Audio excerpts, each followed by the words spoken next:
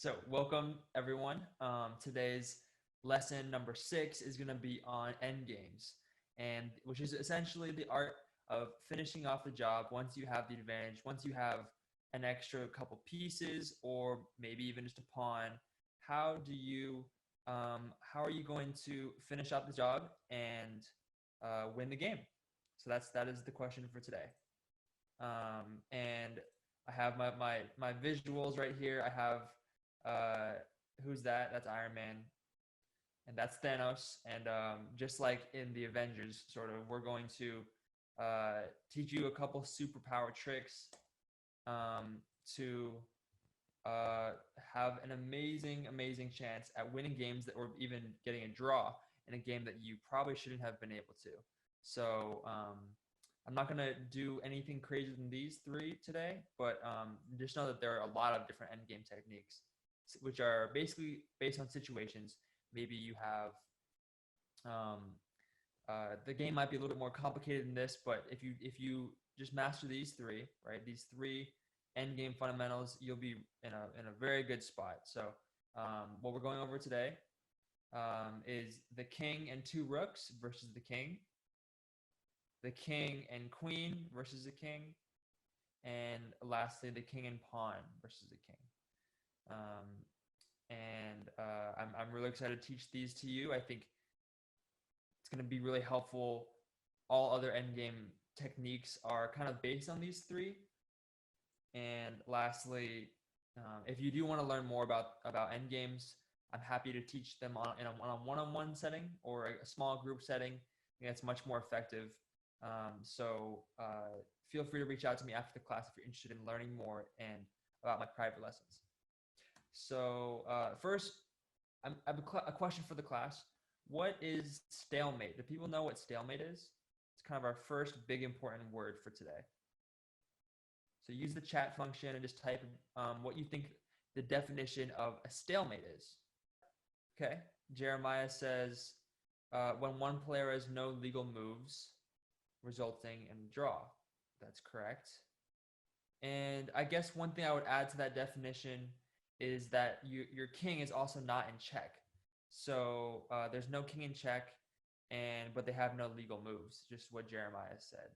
And the result is a draw. So, but that means nobody wins, it's a tie. So look at this situation right here on the screen. As you can see, it is black's turn, and black has no moves to play, right? It can't go to any of these squares, can't capture the pawn e7 because it is blocked by the king and all the other pieces, right? It's clearly very unfortunate, right? Because white definitely could have avoided this situation and checkmated the black king very easily, but instead it's a draw. So how do we avoid stalemating our opponents when we're winning, and how do we get into stalemate when we're losing by quite a few pieces, like in this situation, right?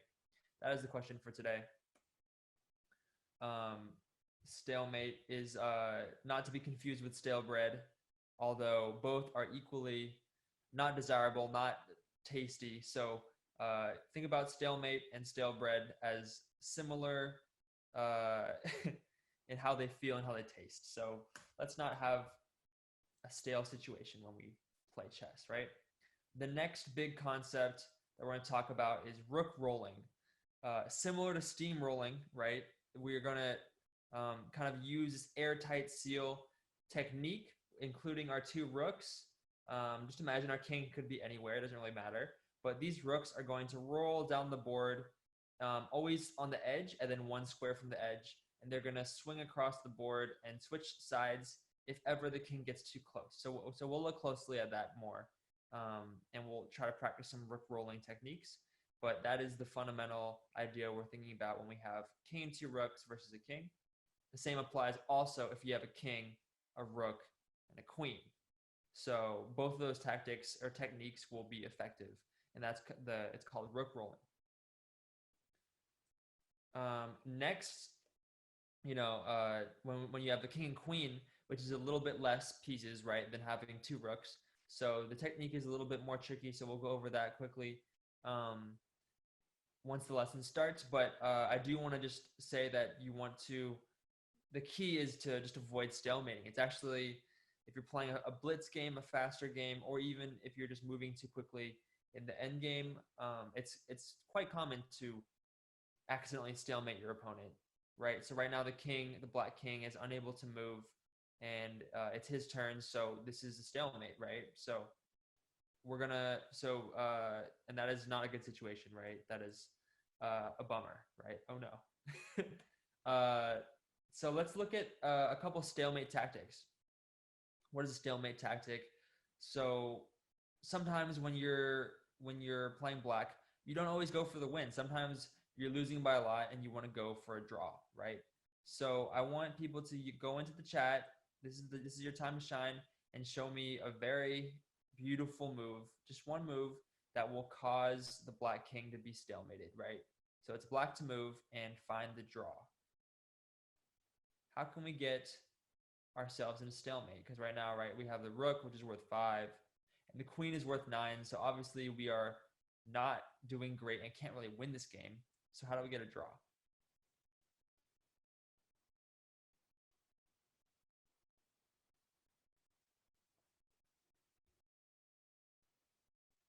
Can you use your chess notation skills? And if not, you can just try to describe it.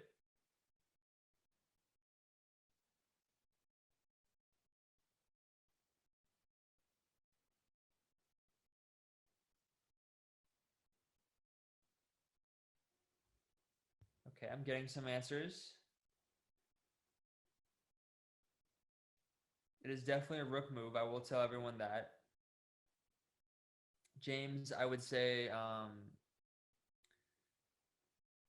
that is a decent defending move, but it's not going to force us into a stalemate position. We'll probably lose if we play that move. So maybe think of another square that rook could go.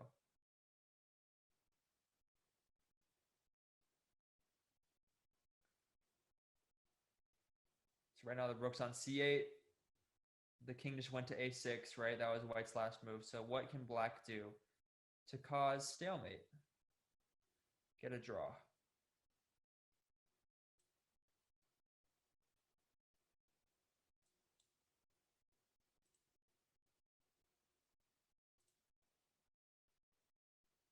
There you go. Beautiful. Anyone else? Takeo, do you have an answer?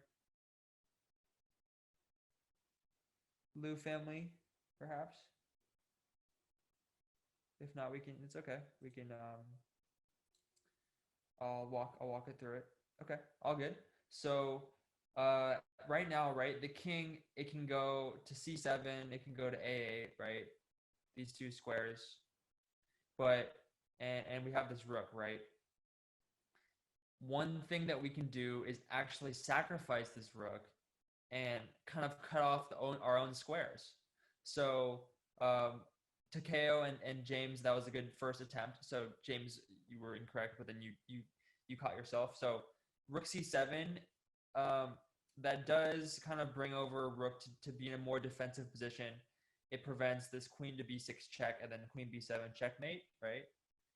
But we actually have this kind of counterintuitive move, this move that you probably would never try to make in a normal game, right? But because we're at the end of the game, we can play this move, rook to c6. So imagine this rook just hop to c6. Of course, the king doesn't want to move or else he'll lose his queen. And so the queen is forced to capture on c6. And lo and behold, our king is now trapped but not in check. So no matter, we can't move anywhere, and we are actually in stalemate. So that would be a draw. So this rook is going to come and sacrifice on c6, and wow, we are able to grab a draw right in the right before defeat, right? So very, very sneaky but great move. Okay, well done. Good job, everyone. So this next stalemate tactic is playing as white. So what can we do as white to avoid stalemating our opponent and actually make this into a winning situation? So tell me just a couple moves about what you think could be a good way to avoid stalemate. It's a little bit trickier than it looks. So again, this is white's move and avoid the draw. So it won't be a one move checkmate. It won't be a 2 move checkmate. But let's try to figure out how to not stalemate the black king, right? Who is very happy in the corner. Careful, careful, Takeo. If you play a move that actually will become stalemate right away.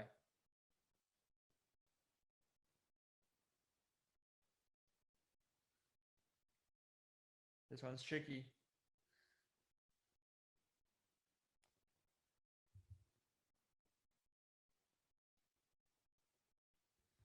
This one's tricky.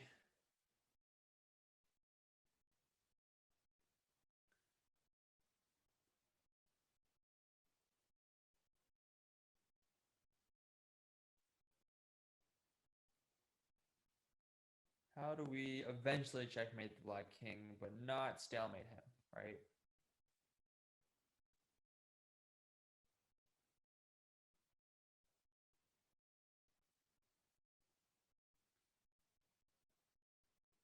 I'm going to give everyone 30 seconds.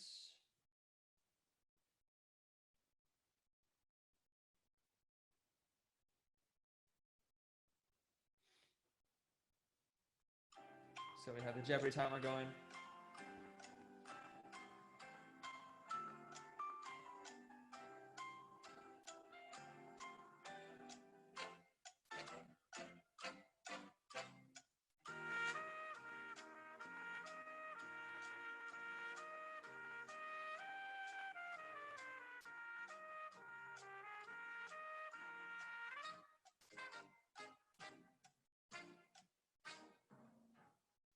Okay, so I didn't see a lot of answers. That's okay. I think this one's a trickier one.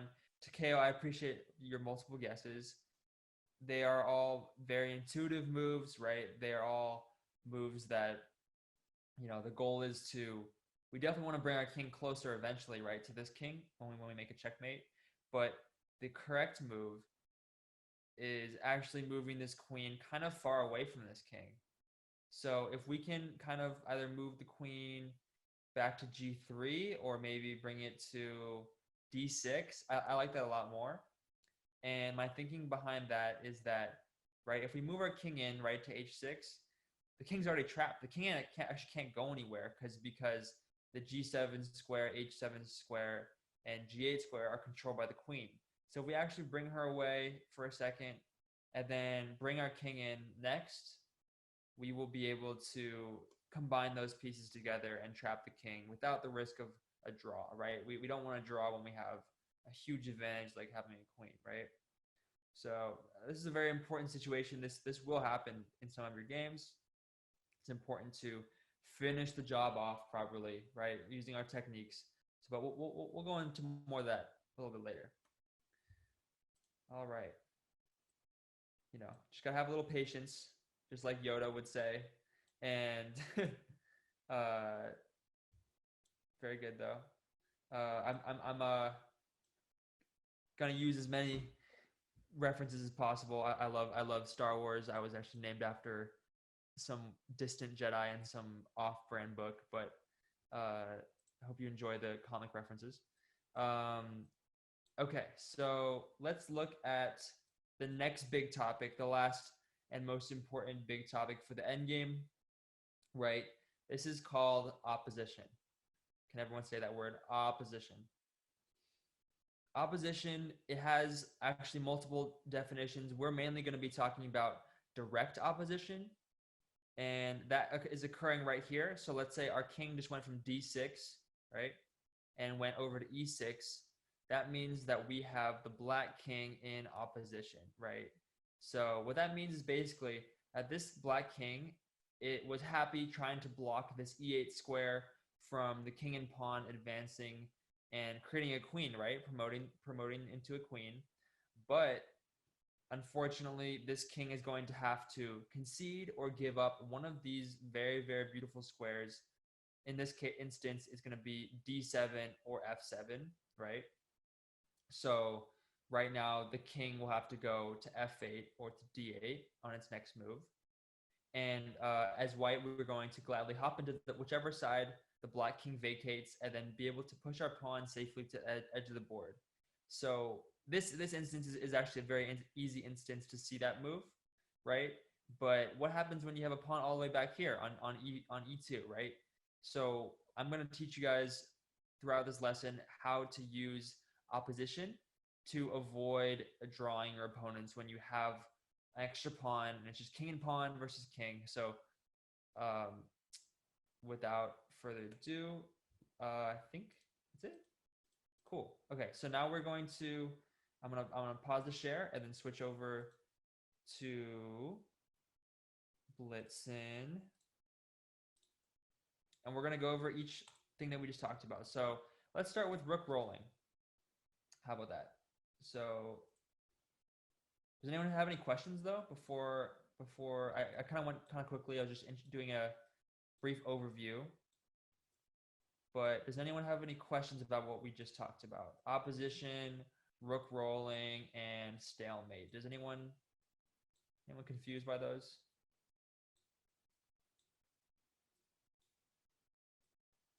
Does anyone know how to do all these techniques already? Am I going too easy? Please use the chat. Not familiar with opposition. Okay. Great, but I assume that means that you've seen the rook rolling techniques, right? Let me put the king on a1 just for demonstrative purposes.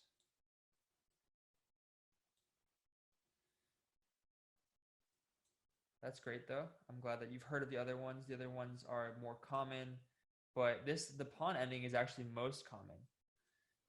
So that's really important that we learn that today. So hope that everyone gets a little bit something out of this lesson. If this is just review, definitely chime in. I would love to hear people's comments in the chat and just say like, oh yeah, I know how to do that technique. You just do it like this. So I love to see where people are at. Great.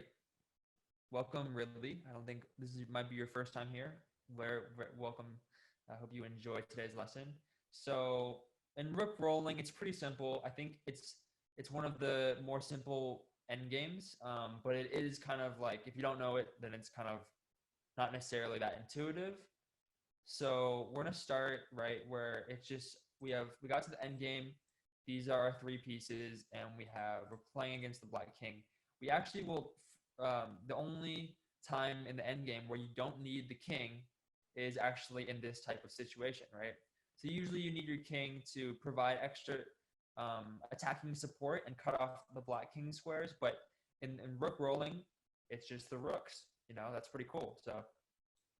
So your first move, of course, will be rook to b3, putting the king in check. And anytime you play anyone that knows kind of what's about to happen, they'll either resign, meaning they'll give up right here, or they will try a technique, which is basically running to cut off one of your rooks, and just keep running across the board to force you to show them your rook rolling technique. So we're going to continue, right? We still have plenty of ways to check, but now we reach a problem, right? The king has actually made quite a bit of progress coming all the way across the board. And so our rook to b7 move, which was our natural next move, to roll the king across the board is cut off, so we can't play there. So does anyone know what we do now when we're rook rolling the king? How do we continue our attack and checkmate the black king without just giving up a rook or without using our king? Does anyone have an idea?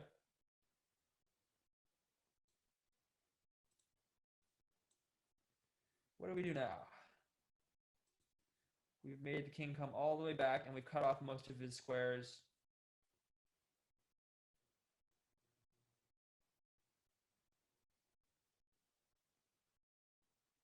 Very good, very good, very good. Yes. Which rook are we moving to the opposite side?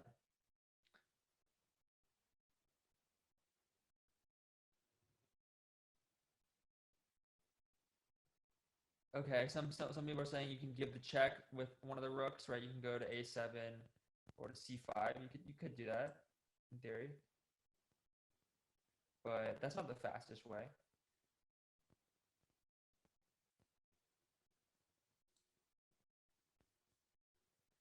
So the thing that you actually are going to do, I think a lot of people have seen this before, is that we're going to bring this rook across and we're going to set up on the other side, right? So this rook is going to come and say, okay, well, I guess I can't, well, it's not responding. Okay. I guess I can't do the same thing that I wanted necessarily, but this king is not going to be able to now get all the way back in time to prevent the checkmate. So now that the rook's over here, the king is like, uh-oh, let me go back over there, right? And we can do multiple things here. We can go to g5. We can also go to b7. I kind of like b7 because the king's forced to go put pressure on our rook, and then we just slide all the way across out of the king's very slow one square range, right? And then our next move, no matter what black plays, we're going to come here and checkmate the king. So let me just, something weird happened to the interface. So let me just press new game. New game board. Very weird. Very weird. Let me just pause for a second. What do we do now? How do we use the king and queen together, right? Should we, what's the best way? If it's white's turn.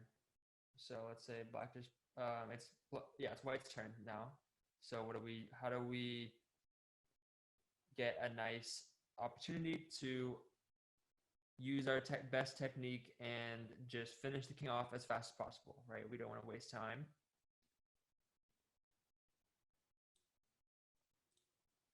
Anyone have any ideas? What do we do now?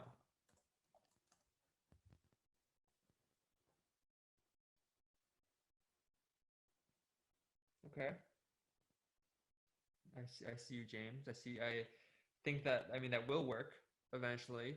I don't know if that's the fastest way though. So if it's white's turn right here, what is the best way to get close to checkmate?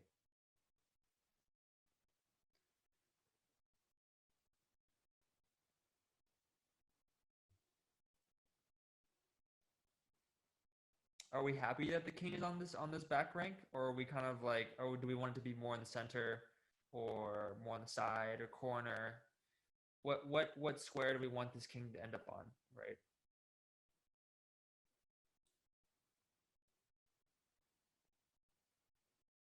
Okay, so thank you guys for so James and Auntie Debbie, who's the one taking part in today's lesson, just so I can refer by name. But I think the best move here. Awesome, Cody. Awesome. On the back rank. Right. Okay. Takeo, that is correct. So how do we?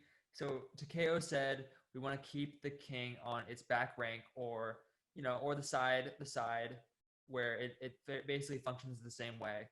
Any of these four kind of like edges of the board, right? And so we were actually really glad that this king just went from e8 to d8, right? We're super happy. We're thrilled because this king is on the back rank as whereas it would much rather be in the center where the king and queen can't combine to checkmate it. So how do we keep this king on the back rank? So there's only one move that will keep him from coming forward next move. So to keep him from coming up this way, what move do we play?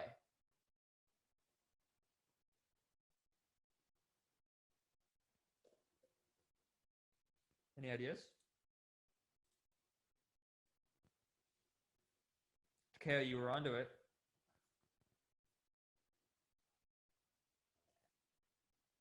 Right. Very good. So Cody, you can't actually go to G7 right now, but I think what you were trying to say is queen to F7. So once this queen comes to F7, right, this king is no longer able to come to either of these three squares, which would have brought it closer to the center and made it harder to checkmate. And so he's basically going to be going about these 4 squares back and forth while our king gladly is going to leisurely stroll across the board, right? And now, after playing king c6, actually gaining opposition, which we'll talk about later, the king, no matter which direction it goes, will be met by what move? Where will the queen go if the king goes to, let's say it goes to b8? What will the queen do?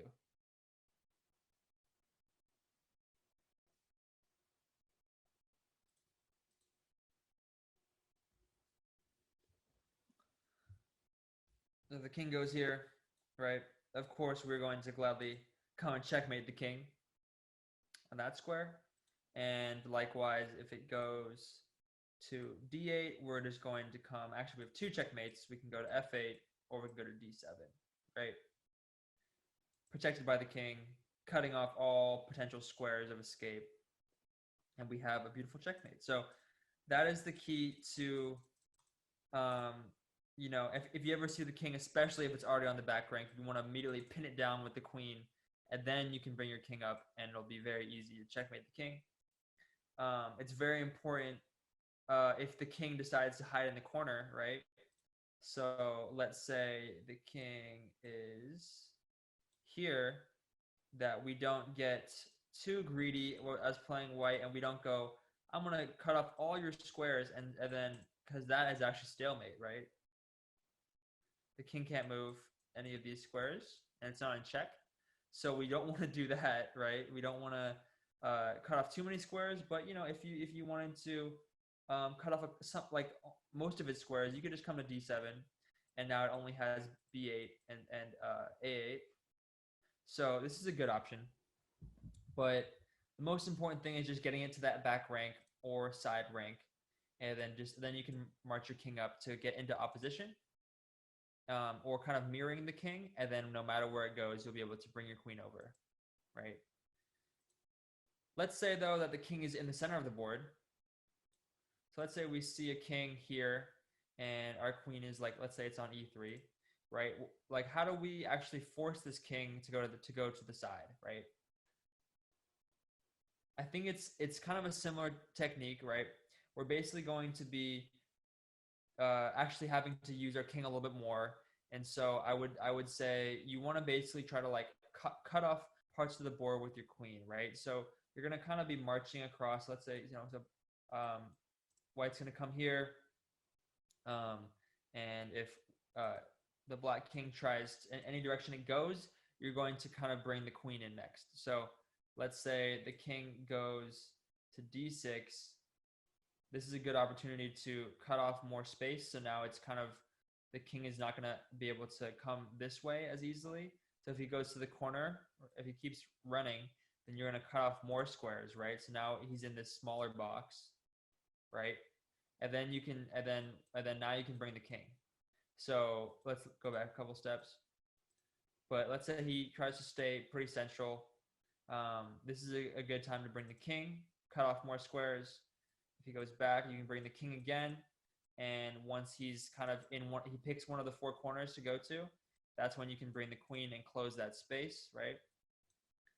And it's gonna be slow, but it will be effective. Now, right now we've cut off this square, this b6 square, and so we're actually going to be able to push him to the back rank now. So yeah, he only has 2 squares. So if he goes there, right, we can actually force checkmate too. Does anyone see how we can win in 2 moves here? This is a good, and not stalemate the king. There's a lot of good moves here, but which one actually wins in 2? So white to move and get checkmate in 2 moves. Anyone have ideas? Okay, so I got some good answers. We'll start off with a move that doesn't work. Unfortunately, king c6 doesn't work. You are able to checkmate soon, but once this king comes here, you're not able to give a check, or that will become checkmate. So this would take 3 moves. You could go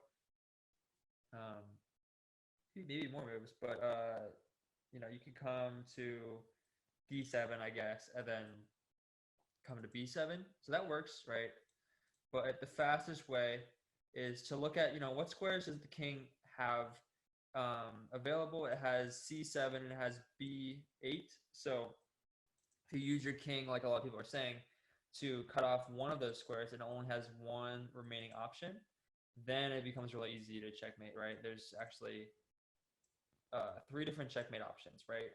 All of those are checkmate. King is pinned back there, and our king is doing a great job at cutting off a lot of his available squares. So all the queen has to do is occupy that last rank, or even come to b7 and give checkmate. So great, that was awesome. Let's see. Anything else I want to talk about? I guess, let's say the king. Let's say, for instance, right, the king, as we were looking at earlier, right? The king is our all over there, right? And let's say it's white's turn, right? Again, it's just really important to see before you get excited and move your king and move him to help trap the king, right? It's just really important to remember that stalemate is like stale bread, and we do not want to consume that, right? Stale bread is disgusting, and we don't want to draw when we have a whole queen advantage. So anytime you see the king come to the corner and your queen is in the vicinity or it's nearby, you need to move it, okay? So you need to move it, basically anywhere that's not b6. So if you can maybe move it on any of these squares, and then you bring your king in, then you're going to win every time, all right? So it's just about being patient, being like Yoda, being good young chess Padawan, and you will be able to win a lot more games that you were already winning. So that's a really important skill in chess to develop. Winning games that are already won, right? All right, so let me just do one more demonstration. And this is the hardest one. This is it. This is the big lesson for today. So this is opposition. This is the last difficult word in chess, and it's actually really important, not just for king and pawn endgames, but also, king and when you have more pieces like a knight or a bishop, this will come into play as well. But it's simplest when it's just king and pawn versus king. And can anyone describe what we're gonna do and why it's so effective? Like what exactly is opposition, and why is it better to move our king here than maybe say our pawn? What is the idea that goes behind playing and getting the opposition? No, you don't want to play that move. So actually, this move right here is so important and fundamental to winning a king and pawn endgame that it is literally this next move that you play will literally determine if it's a draw or you're gonna win. So whichever side understands the concept of opposition will be able to gain the advantage and win, or get the draw that they so desire, right? Because as with the king, you can't checkmate the other king. So black is just trying to get a draw and just squeeze out a nice draw. So if you play pawn to d6, right, this is actually a dead draw. Even though you are able to get your pawn almost to the end of the board, you're going to be extremely disappointed when your opponent plays king to e8 and you realize that after you play d7 check and the king comes back to d8, there's no move that you can play that can both keep this pawn and not stalemate the black king. So, if you went to king to d6, that's stalemate, right? The king can't move, can't capture the pawn, and because your king is just doing too much. It got behind the pawn, right? We don't want to be ever behind our pawn or even to the side of the pawn ever in chess, unless we're on this last rank, and then we're cool being on next to the pawn, right? But so let's look at that position again. What do we do here? That is correct. We play king to d6, and what this does is it forces black to decide. So black is no longer able to control all those squares that it was controlling previously, right? So it has to concede c7 or e7. And so when the king moves, whichever way it goes, the king is going to hop to the opposite side, the white king. And now what happens is that the black king lost control of d8, which is a super important square because that's where the d pawn is going to happily walk up and bang, now we have a queen. Promote, right? Did that make sense to people? Like what happened there? Right? So instead of pushing our pawn and just getting excited about promoting, we are patiently always going to put our king in front of our pawn, which is kind of weird. But it's the idea is that we're going to clear space for the pawn and be able to control that last square with our king so that the pawn can safely promote into becoming a queen, right? That's the biggest dream that any pawn ever has, is becoming a queen, right? So, but this is I think this is a relatively simple version of what on a larger scale will happen. So sometimes your king is not going to be able to just find the simple move like that and see a couple moves ahead and be like, okay, well, once I come here, I can obviously go to whichever square and then finish the job, right? Sometimes your pawn is going to start way back on d2, and your king might even start back on e2. So what do you do in this instance, right? So it's white's turn. What should white do? What's the, how do we use what we just learned all the way at the end of the board, and how can we apply that here? All the way back on the pawn's first move, right? The pawn hasn't moved yet.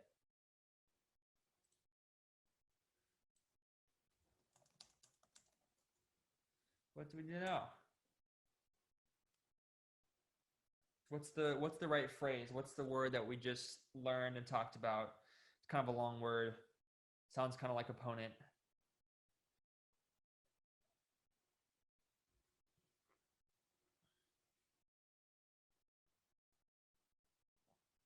Right. Very beautiful. Thank you, Cody. Anyone else? And also, Cody and James, can you tell me what move I should play now that to gain the opposition? What's the best move for white? The only move, actually. Otherwise, we'll be in a drawn game.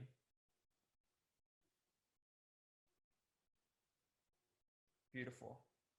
Thank you, Cody. Great. Thank you, James. Anyone else? Is Takeo there? Are people around? Grandma, do you see it? Jeremiah, Nathan? Do people see which piece should move first? Should it be our pawn? Should we play pawn to d3, or should we do a king move? Okay.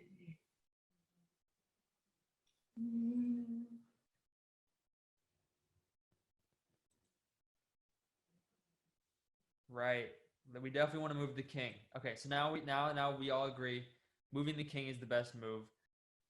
But where do we put it now? Do we put it on e3? Do we go backwards? Do we go to d1? Do we go to d3, or do we go to f3? Like what's the square that will put us in the opposition?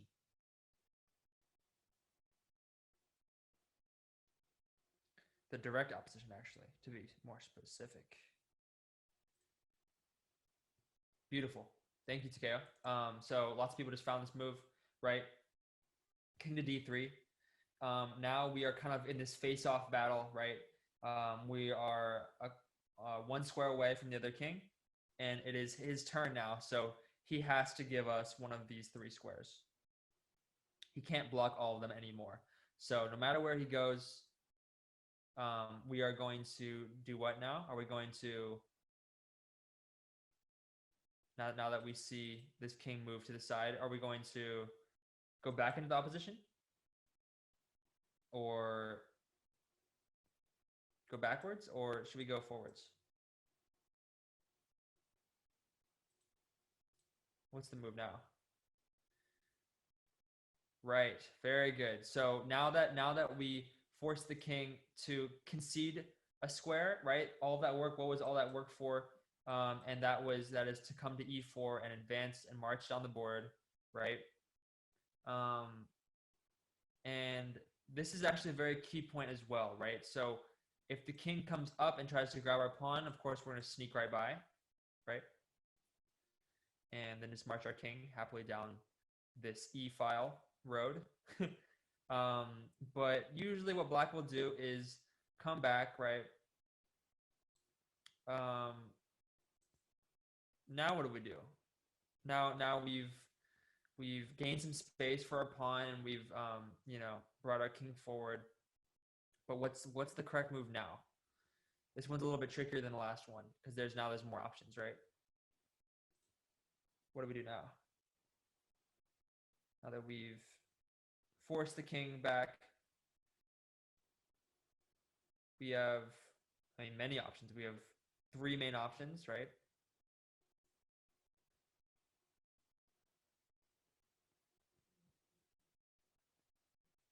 Ooh, lots of mistakes. Ooh, everyone's making the same mistake. I love it. This is awesome. This is gonna help you guys so much prevent getting a draw.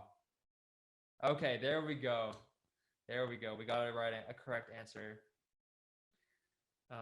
Cody, that is correct. Absolutely. King to d4. If you play d4, it is again a draw. I'll tell you why. So when you bring this pawn, anytime you see this pawn and king next to each other, black is just licking his lips like he's just so happy because he gets to put your king in opposition now. And once this pawn, your king could run around hypothetically, but it's not going to be able to actually ever go in front of this pawn again if black plays correctly.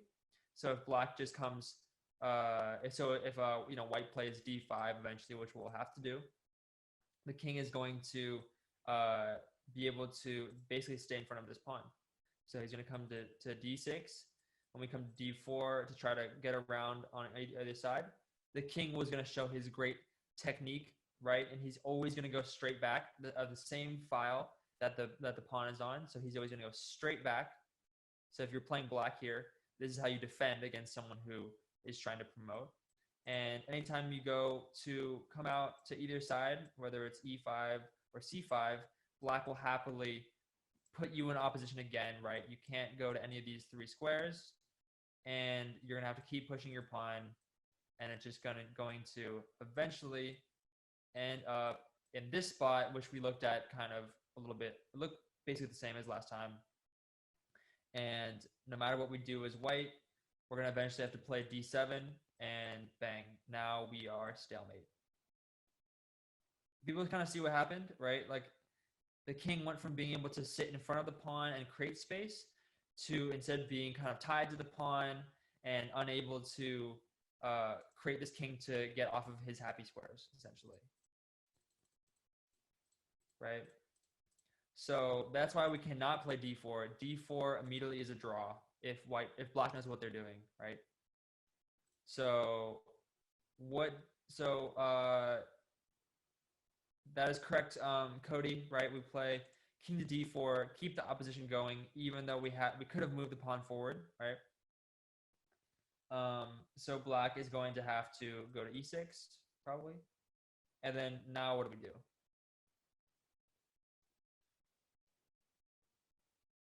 We are going to continue flanking up the board, right? Continue creating space, capturing a square, right? Capturing that square.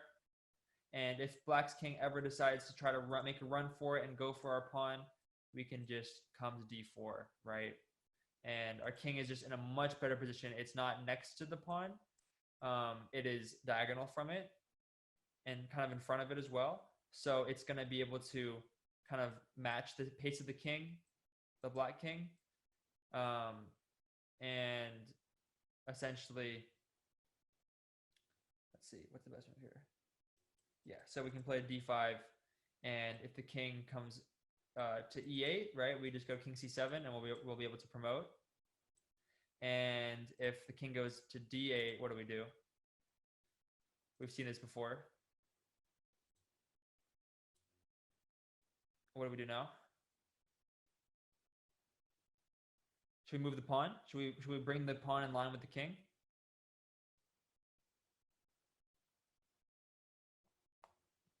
Absolutely. We are going to go in front. We're going to go in front of our pawn just temporarily, right? Just in time so that we can come to this last critical 7th rank and happily push our pawn to get a queen. Awesome. So I want to show you guys one more example of kind of using so now let's imagine that we're playing black, right? So I'm gonna flip the board, and we are playing against someone that has a pawn that is not on the center. So like let's say we have an H pawn, or we had like an A pawn, right? So either of those, just one of those. How do we make sure that we get a draw, right? It's really easy, and it's just but it's important to know. You know, it's good to just know this technique. And basically, when you're playing black here, you have one goal. Does anyone know what you do here? How do you guarantee a draw?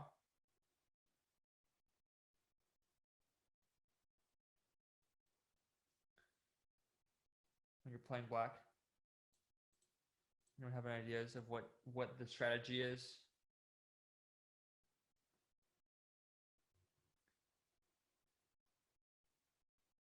Yeah, so I mean, James, that's probably, I mean, it's a pretty good move, but it doesn't necessarily. There's actually an even simpler way that immediately we can just they're just not gonna be able to do anything. So, what's our goal when we see a pawn that's on the very outside of the board? Where can we just station our king right away?